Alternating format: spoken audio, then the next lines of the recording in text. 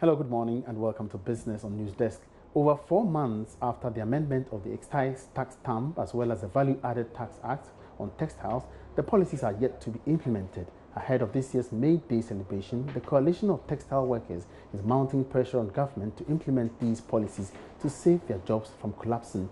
When implemented, the textile industry will be better placed to compete fairly as well as tackle smuggling, which remains the biggest threat to the industry. Zero-rate VAT on the supply of locally manufactured textiles, the textile tax stamp as well as the task force are just a few of government interventions expected to bring relief to the textile manufacturing industry. But despite the amendment of the Excise Tax Stamp Act 873 and the Value-Added Tax Act 870 in December 2018, the policies are yet to be implemented. However, with the clock ticking on some of the interventions, such as the 3-year zero-rated VAT, which will end in December 2021, the Coalition of Textile Workers say government must act now to save their jobs. That everything that government talked about, the single corridor, the tax stamp, the tax force going to the market, even the stimulus package, all these things are centered around the tax stamp. If the tax stamp don't come into play, what's the single corridor going to do?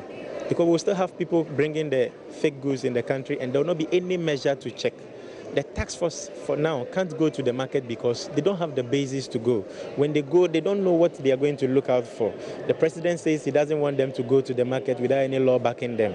So we want the tax stamp to come. When the tax stamp comes, now we don't even need tax force from the various organizations anymore because GRA will do their job, just like they are doing for the bottling companies. But if we don't have the tax stamp coming into play, then there will not be any tax force, there will not be any single corridor, and all these things won't work. The delay is too much. We want government to act now. If there is anything to help the manufacturing companies in the country, it should be now. If there is anything to boost the textile industry, it should be now.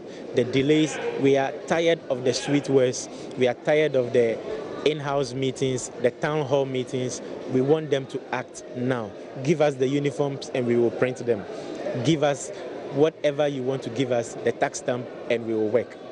Meanwhile, as the policies delay, the spokesperson for the coalition says morale of workers is low due to the uncertainty on the security of their jobs. Where we have lost over hundreds of workers during this period of hardship in the textile industry, and we don't know the future if government really don't intervene. We know government has plans for the textile industry, but as it is not being materialized, we still come to work and we don't know what might happen tomorrow. Whether you come and your employers will say you should go home because they can't pay salaries, and we know that some of the other companies sometimes just stay home and there is no work to be done, and when there is work they call them to come. So it's really affecting the business and there is no motivation at all. The Registrar General Jemima Owari has blamed the inability of some individuals and businesses to take advantage of its grace period as well as access to technologies as main causes for long queues experienced at the offices of the agency from Monday morning. Early Monday morning, many business owners and individuals rushed to the premises of the Registrar General Department to file their annual tax returns and renew their business registration to beat the 30th April deadline. In an exclusive interview with Joy Business, Jemima Owari blamed the individuals and businesses for their own fate, insisting the department will not extend the deadline for renewal and filing of taxes. I repeated these messages. This time I went personal. I used the SMS to get them to be aware that the deadline was coming up and they needed to file their returns because there was a penalty of 400 Ghana cedis coming up in addition to each year that they would need to file the return.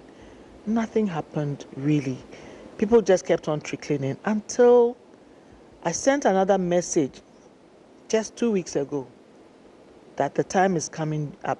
In the end of this month, I will start issuing the penalties after April 30th. That is when you had the whole host of people flooding the offices to come and file their returns. So maybe in the nature of Ghanaians, of always waiting to the last minute before we come out and comply with just simple directives, this would not have happened. So in essence, what it means is that it's because we Ghanaians want to do things last minute, and that is why we are having this challenge over there. It could be one of the reasons. It could also be financially, they might not have been up to it. But most importantly, I think it's our attitude. We do not. And that's for the business for now. Back to Benny's for sports. Thank you so much, Emmanuel. Coming up in sports shortly, we preview tonight's UEFA Champions League semi-final clash between Ajax and Tottenham Hotspur. George joins me shortly. Do stay.